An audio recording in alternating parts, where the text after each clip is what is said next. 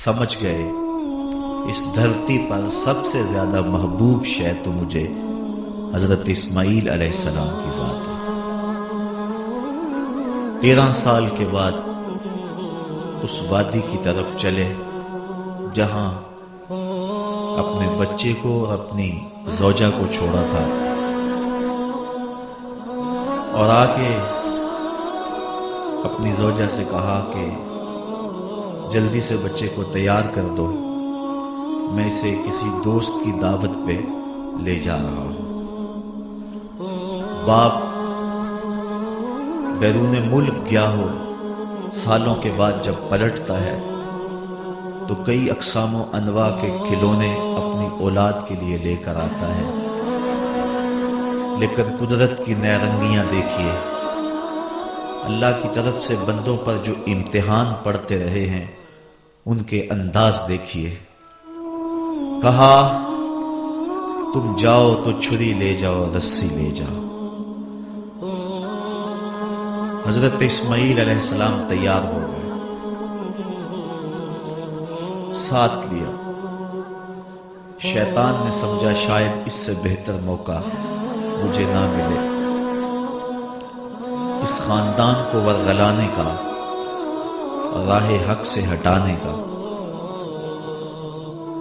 ممتا کی مجبوریوں سے فائدہ حاصل کرنے کے لیے حضرت حاجرہ سلام اللہ علیہا کے پاس آیا اور کہنے لگا جانتے ہو کہ بیٹا کہاں گیا ہے؟ کہا اس کے باپ دوست کی دعوت کو لے کر گیا۔ کہا نہیں، وہ اسے ذبح کرنا چاہتے ہیں۔ کہا کوئی کرنے والی بات کرو، بھلا کوئی باپ بھی اپنے بیٹے کو ذبح کرتا ہے؟ اور پھر بیٹا بھی وہ جس کو مانگ مانگ کے لیا ہو، زندگی کی کمائی 99 سال جس کے لیے ہاتھ اٹھا اٹھا کے سحری کے وقت پکار کرتے رہے، میرے مالک میرے گھر میں بھی اجالا کر دے، مجھے بھی ایک فرزند دے دے، تو آج کیا اس فرزند کی گردن پہ وہ چھری پھیر دے گا؟ کیسی عجیب بات کر رہے ہو۔ کہنے لگا اس نے ایک خواب دیکھا ہے اور خواب کے اندر جو حکم ملا ہے اس کو وہ اللہ کا حکم سمجھ کے ایسا کرنے پہ آمادہ ہوا ہے۔ تو حضرت حاجرہ نے کہا ظالم تو کہیں شیطان تو نہیں؟ کاش آج میری گود میں 1000 اسماعیل ہوتے۔ شیطان نے سمجھا کہ یہاں تو وار نہیں چلا، پھر حضرت ابراہیم علیہ السلام کے پاس پہنچا، کہنے لگا رب کو راضی کرنے کے اور تھوڑے طریقے ہیں کیا؟ بیٹے کی گردن پہ ہی چھری پھیر کے رب راضی ہوتا ہے؟ ایک خواب کو تم فیصلہ کن مرحلے میں داخل کر رہے ہو، خواب خواب ہی ہوتے ہیں۔ حضرت ابراہیم علیہ السلام نے پتھر اٹھایا اور اس کی طرف 3 دفعہ مارا، کہا پیچھے ہٹ جا، میرے اور میرے رب کے راستے میں نہ آ، میرے پاس ایک اسماعیل ہے، 1000 اسماعیل بھی ہوتے راہ خدا میں قربان کر دیتا۔ اب منا کی وادی میں باپ اور بیٹا پہنچے، قرآن نے اس واقعہ کو بیان کیا۔ باپ نے اپنے بیٹے کو منا کی وادی میں پہنچ کر کے آگاہ کیا کہ اے بیٹا میں نے خواب دیکھا ہے کہ میں تجھے ذبح کر رہا ہوں، اب تو بتا کہ تیری رائے کیا ہے؟ فانظر ماذا ترا، تو اپنی رائے بتا، تیری رائے کیا ہے اس معاملے میں؟ یہ آسان بات نہیں ہے، میں اور آپ بھی اپنے سینوں میں دھڑکتے ہوئے دل رکھتے ہیں، ہمارے آنگن اولادوں سے بھرے ہوئے ہیں، ہم اپنی اولادوں کے چہرے کو دیکھ کر قلب اور روح کی تسکین کا ساماں کرتے ہیں، ان کے معمولی سے دکھ پر ہمارے دل غم زدہ ہو جاتے ہیں۔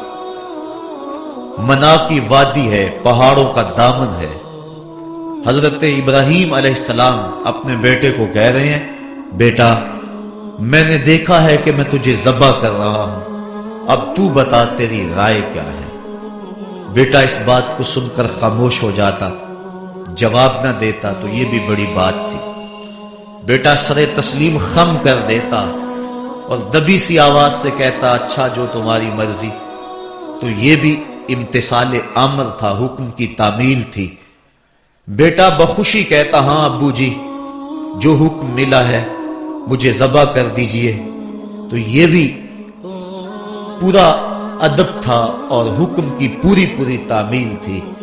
लेकिन बेटे का जवाब सुनिए और बेटे का अंदाज देखिए। जब बाप ने कहा बेटा मैं तुझको ज़बा करना चाह रहा हूं, तो बेटा ये नहीं कहता या अबा तिज़बाह, हां मेरे बाप मुझे ज़बा कर लीजिए।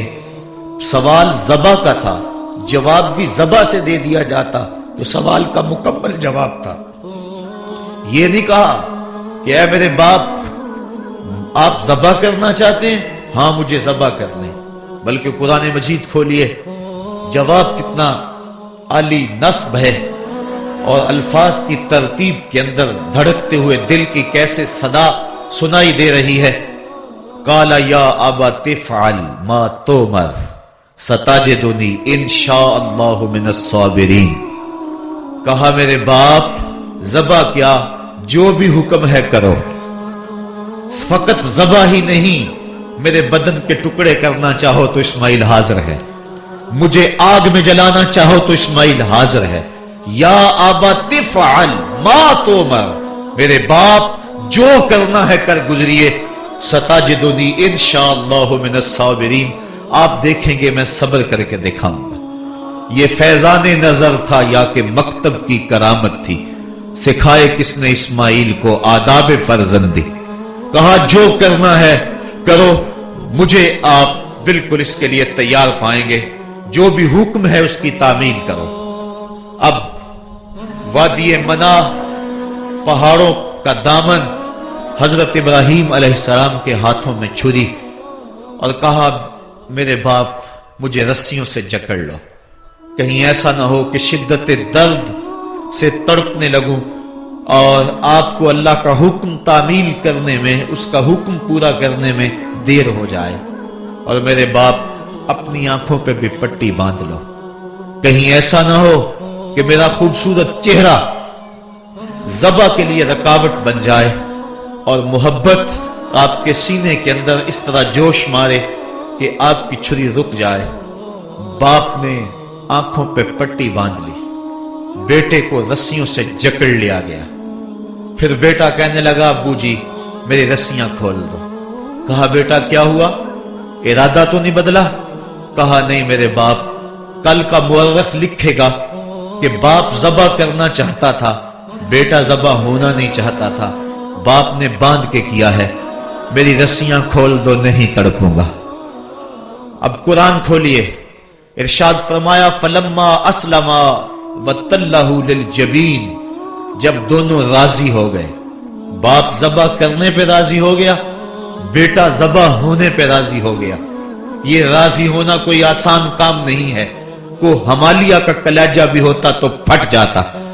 मना की वादी थर थर कांप रही है, मालिक कयामत आने वाली है।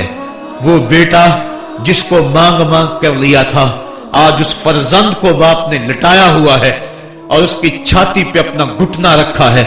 फलम्मा अस्लमा, जब दोनों राजी हो गए, फला कोठी खरीद लें, फला मॉडल की गाड़ी खरीद लें, नहीं नहीं, बाप ज़बा करने पे राजी है, बेटा ज़बा होने पे राजी है।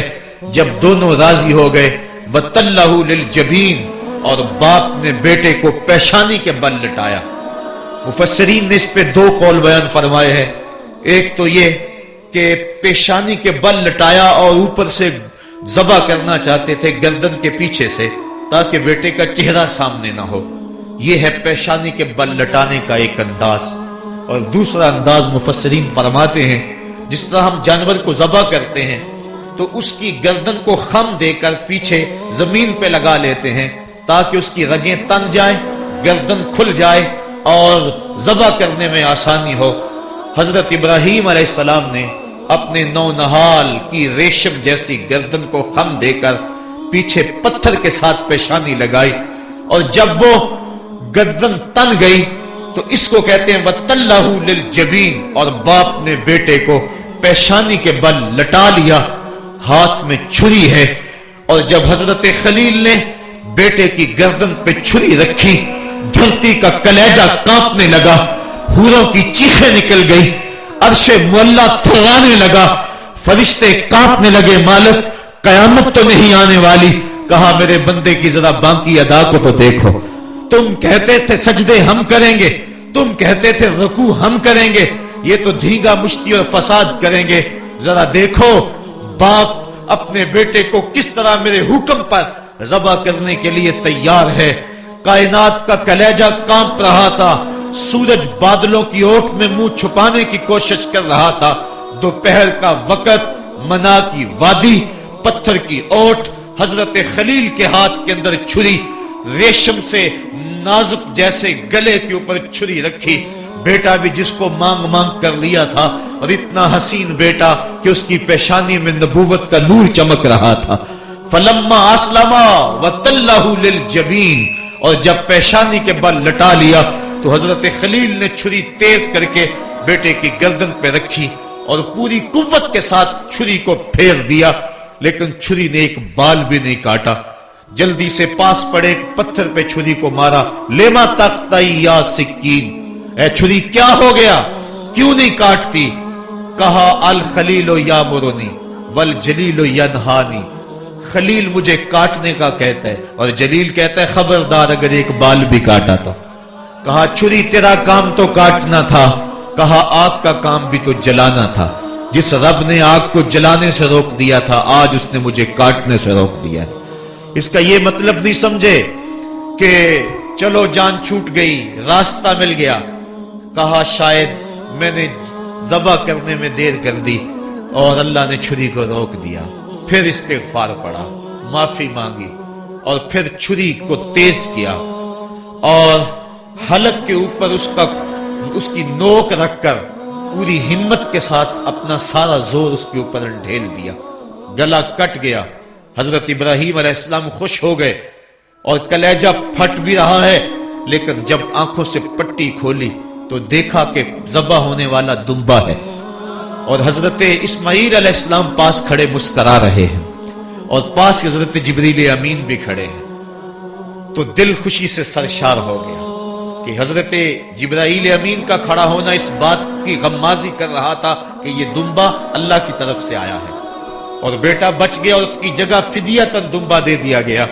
तो दिल राजी हुआ और अल्लाह ताला जल्ला शानहू की तरफ से इस ऐन मौके पे सदा भी आई, वनादैनाहु अय्या इब्राहीम कद सद्दक़्ता रोया इन्ना कज़ालिका नज्ज़िल मुहसिनीन। कहा इब्राहीम तूने वाकई ख्वाब पूरा कर दिखाया। वनादैनाहु, ये वाव हालिया है, उलमा बयान करते हैं इस हाल में जब बेटा जिंदा सलामत खड़ा था और दुम्बा ज़बा पड़ा हुआ था, जिब्राईल अमीन पास खड़े मुस्करा रहे थे, इस हाल में हमने नदा दी ताकि मजीद इज़आनो यकीन पैदा हो जाए, मजीद यकीन और यकीन की कैफियतें पैदा हो जाएं, उस हाल में हमने नदा दी।